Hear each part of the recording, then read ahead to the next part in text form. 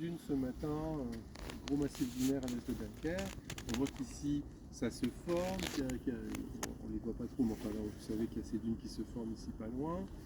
Et il n'y a pas de cours d'eau ici qui amène du sable pour former ces plages et pour former ces dunes. Donc en fait ce n'est que des sables qui arrivent de la mer. Et ce qu'on pense, en tout cas, on est quelques-uns de penser, on pense que pendant l'Holocène, si ça se trouve, ça a été le mécanisme majeur que des bancs arrivent comme ça à la côte, par moment, l'un après l'autre, par moment il est un peu loin, il y a peut-être même de l'érosion derrière comme on a vu ce matin, mais à un moment donné il se rapproche tellement que ça touche et il vient se souder à la côte, alors là c'est un bon, hein. Et là c'est des quantités mais énormes hein, de sable hein, qui sont livrées. Hein, Sur le point d'extra que tu montais, on a l'impression qu'il y a plus d'accord que de jaune vert, qu'il y a plus de jaune-orange que de vert. Ouais. Mais du coup, il y a le vert. En fait, ces bancs, on s'aperçoit qu'ils arrivent à la côte, ils fournissent du sable et ils en gagnent quand même. Et ils continuent à en gagner avec tout ce qui transite le long de la côte. Et même des fois sur 5 ans, on s'aperçoit que chaque année, ça a capté 200 000 m3 de sable banc. On voit grossir. Donc c'est une source de sable pour la côte, c'est quelque chose qui est dynamique. Et on sait par exemple même au niveau de Dunkerque dans le passé, qu'il y a eu comme ça un sur banc. les cartes anciennes, on voit bien. Saint-Paul-sur-Mer, ces secteurs-là, qui sont complètement urbanisés maintenant, mais sur des cartes anciennes, on est, c'était pas du tout la même configuration, parce qu'il y avait un banc, puis à un moment donné, paf, la côte s'est mise à avancer naturellement, comme ici. Et on a des collègues belges qui m'ont dit, ben, c'est vrai qu'on a vu ce que vous aviez remarqué ici, on a regardé la même chose, on voit exactement la même chose. On a vu un banc comme ça dans le passé, qui est arrivé comme ça dans les derniers siècles, mais si ça se trouve, ça fait des siècles et pas mal de fois quoi, que ça a dû se passer, parce que les bancs, ben, il y en a plein.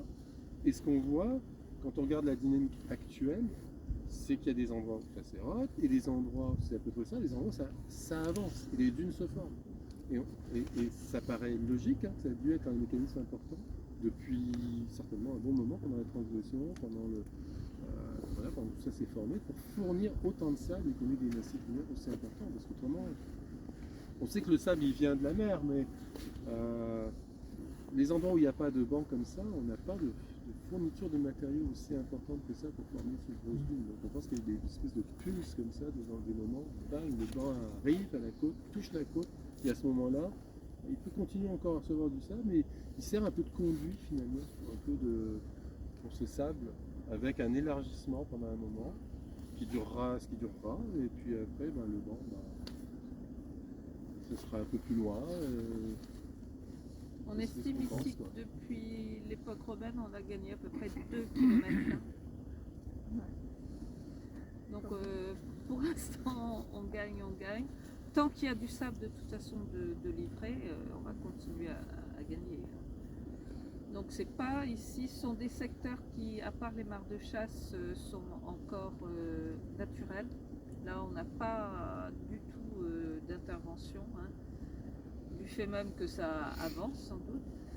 Et évidemment, c'est un site où il y a aussi des marais, une biodiversité. C'est un site qui est pas mal protégé, et qui fournit, hein, puisqu'après, tout le long du littoral, on a quand même pas mal d'accumulation.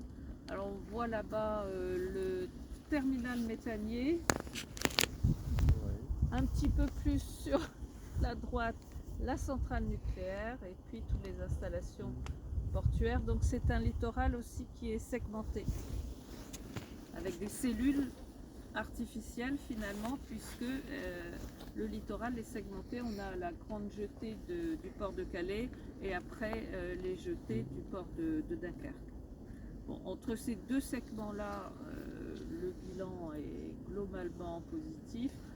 Dans d'autres secteurs, où là, comme en baie de Vissan, le bilan au contraire est très négatif, mais toujours avec cette segmentation du transit sédimentaire par ces jetées. Et moi je prêche